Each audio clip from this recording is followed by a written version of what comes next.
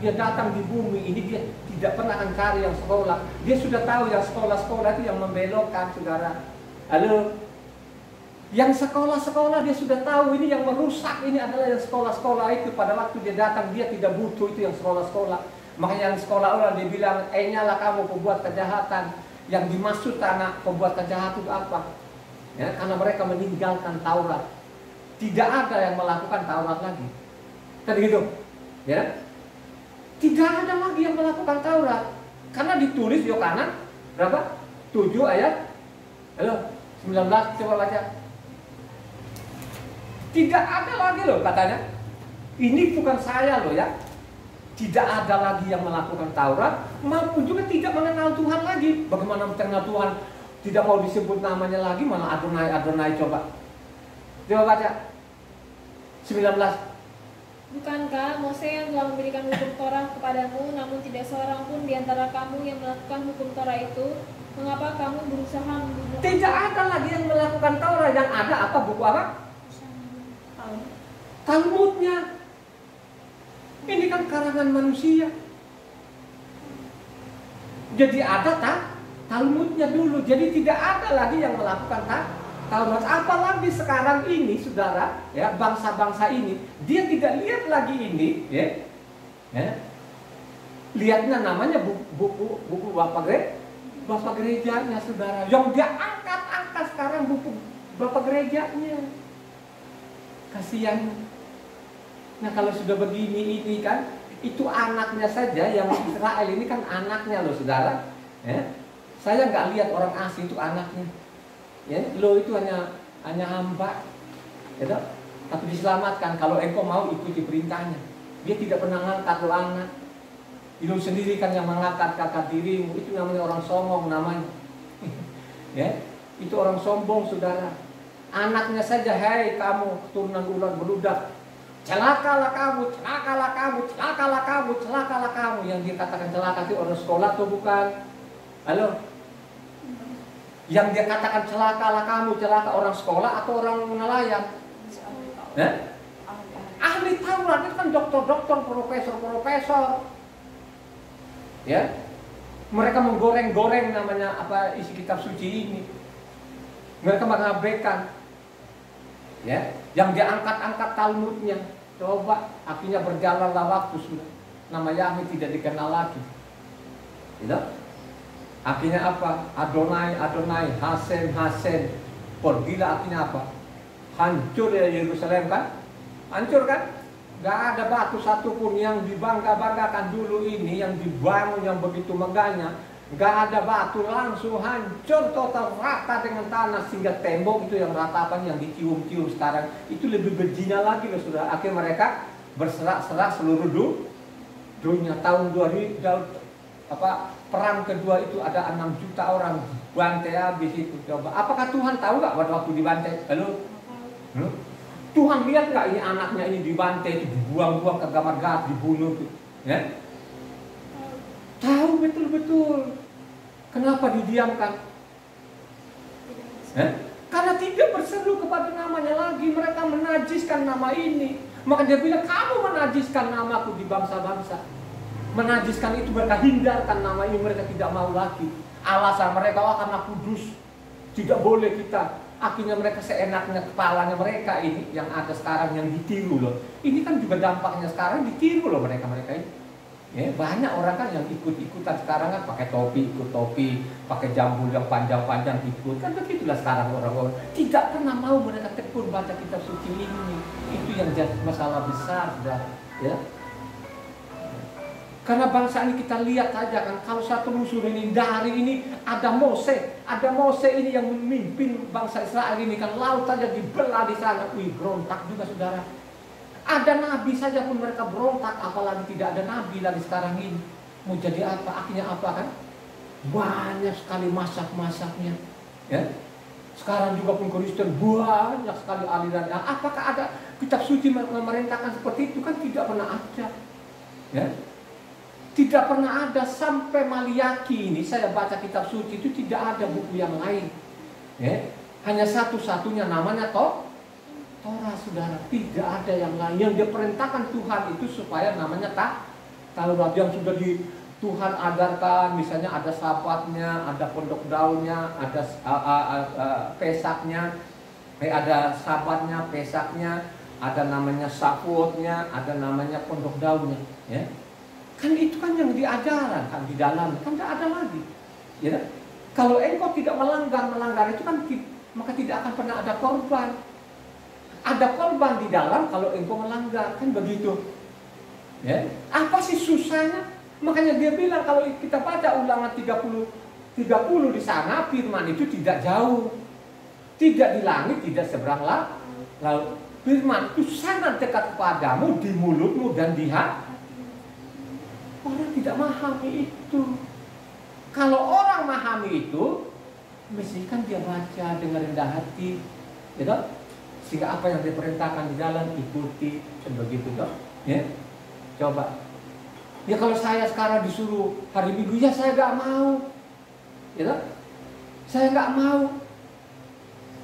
Karena anak kerja itu tutup pintunya katanya pada hari ke-7 baru dibuka. Di mana? Halo? Yesaya 46 ayat 1. Baca dong.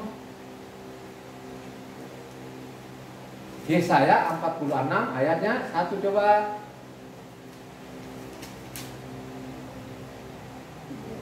Dewa Bel sudah ditunjukkan, Dewa Nebo sudah direbahkan, patung-patungnya sudah diangkut.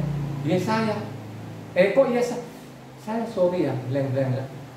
Yeskial 46. Sorry ya. Yeskial 46 ayat 1 coba. Beginilah firman Tuhan Yahweh, pintu gerbang pelataran dalam yang menghadap ke sebelah timur haruslah tertutup selama 6 hari kerja, tetapi pada hari Sabat supaya dibuka, pada hari bulan baru juga supaya dibuka. Jadi kalau minggu itu kira-kira pintunya kebuka atau ketutup? Itu yang begitu yang disukai katanya. Itu yang disukai. Maka dia bilang kamu ini lebih suka namanya perintah manusia daripada perintah Tuhan. Ya, karena diinformasikan mana Yeskial 5 ayat 7. Gitu? Baca. Sebab itu beginilah firman Tuhan Yahweh, oleh karena engkau lebih jahat daripada bangsa-bangsa yang di sekitarmu dan kelakuanmu tidak selaras dengan ketetapan-ketetapanku, dan engkau tidak melakukan peraturan-peraturanku, bahkan engkau melakukan peraturan-peraturan bangsa-bangsa yang di sekitarmu. Coba, sekarang itu minggu perintah manusia atau perintah Tuhan? Manusia. Itu orang yang memiliki pengetahuan. Kalau engkau memiliki pengetahuan, maka tidak pernah engkau ikut. Jadi ikut apa? Isi kitab suci atau perintah manusia itu yang dimimbar-mimbar, pembohong-pembohong itu. Kan begitu loh ya. Jadi Tuhan ini sudah dikasih warning memang pada kita ini. Kan gitu ya. Jadi suatu saat nanti Tuhan itu akan berdamai dengan apa? Israel ya. Jadi berdamai ini bukan sekarang, kan begitu. Nanti akan dia kirimin guru-guru yang memiliki pengetahuan. Coba baca Yeremia 3 ayat 15.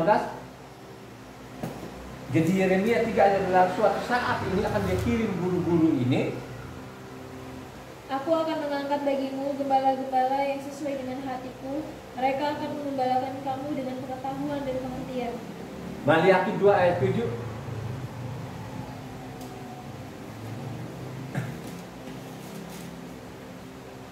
Sebab bibir seorang imam memelihara pengetahuan dan orang mencari pengajaran dari mulutnya, sebab dialah utusan Yahweh semesta alam. Jadi imam itu sebenarnya harus mengenakan pengetahuan yang benar supaya mereka ini mengenakan pengetahuan benar, makanya mereka harus membaca namanya Taurat, kan mereka pengajar, kan begitu ya. Ya, makanya seorang pengajar, misalnya raja, kalau kamu mengangkat nanti raja, makanya dia harus menyalin apa? Coba baca Ulangan 17.